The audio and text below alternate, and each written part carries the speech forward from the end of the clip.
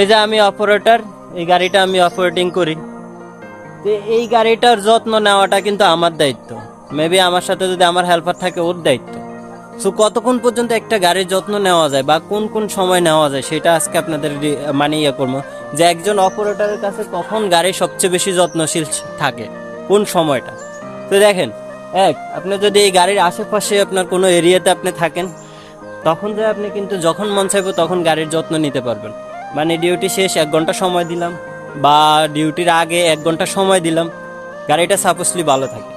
তো এবার মজার বিষয় হলো যে আপনি যদি এখান থেকে প্রায় 20-22 কিলোমিটার দূরে থাকেন, ইভেন কি এমন এমন সিচুয়েশনে যেখানে আসতে গেলে আপনার 200-250 টাকা খরচ হয়ে যায়, মেবি যাওয়ারও আপনার অপশন থাকে না, তখন যাই কিন্তু এই গাড়িটা অবহেলিত শিকার হয়। যার রিজন হচ্ছে হেল্পারের কাছেও হয়, অপারেটরের কাছেও হয়। কারণ আপনি ডিউটিতে আসবেন যাইবেন কখন, মাথায় কিন্তু ওই চিন্তা থাকবে। আর আরেকটা মজার বিষয় হলো, যে কোনো গাড়ির যত্ন টিকে কোন সময় টিকে হচ্ছে আপনার ঘন্টার কাজে, মানে পাবলিক কাজগুলো ঘন্টা, যে কোনো ঘন্টার কাজ। আমার গাড়ি ঘন্টাতে চলে, প্যারা নাই, আমি মন চাইছে বন্ধ করে দিছি, মন চাইছে চালাইতেছি। ওই সময়গুলাতে একটা গাড়ির যত্ন থাকে, একটা গাড়ি একটা অপারেটরের হাতে যত্ন থাকে। কিন্তু যখন এই গাড়িটা আপনি ক্যারিং আনবেন, এই গাড়িটা আপনি যখন ক্যারিং আনবেন, ফার্স্ট অফ অল ক্যারিং আনার পরে একে তো আপনার ক্যারিংটা এমন এমন জায়গায় পড়বো বলার বাইরে, এই সাইজ আপনি যাতায়াতও পারবেন। যেমন আমি এখন পর্যন্ত, রনি এখন পর্যন্ত খাওয়া দাওয়া করে নাই, যে এই যে 11টার দিকে আসছে কিন্তু এখন পর্যন্ত খাওয়া দাওয়া করতে পারি নাই। যার রিজন হচ্ছে কি, আমার এখান থেকে প্রায় 1-2 মাইল কোনো কিন্তু দোকান নেই। এ হচ্ছে 1 নম্বর পয়েন্ট।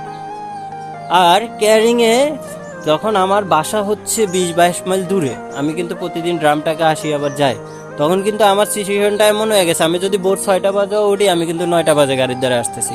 আর আসার পরে মোটামুটি গিরিশ টিরিশ করে স্টার্ট দিয়ে চালু, আর যত্ন নেওয়ার কোনো সুযোগ নেই। তারপরে এবার যখন আপনার ক্যারিংটা শেষ হয়ে যাবে, তখন কিন্তু আপনার জন্য কেউ বসে থাকবে না, আপনাকে রাইখেই চেষ্টা করবো যে গাড়িগুলো ছেলে যাওয়ার জন্য। তখন আপনার মাথায়ও একটা প্যারা থাকবো যে না, আমার তো যাইতে হইব, কারণ আমি তো আর যাওয়ার কোনো উপায় নেই।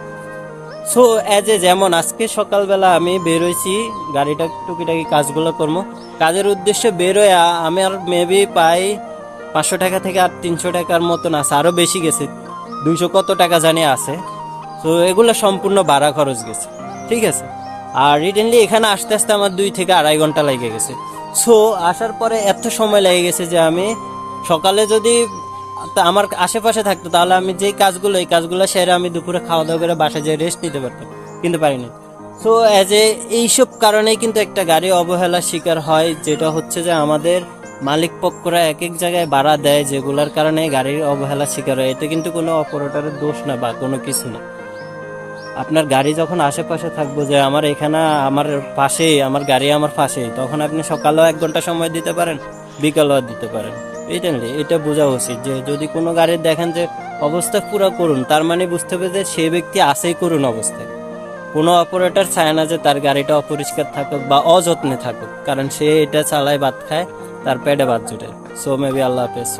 বুঝার তৌফিক দিলে তো আলহামদুলিল্লাহ, না বুঝলে সমালোচনা করবা।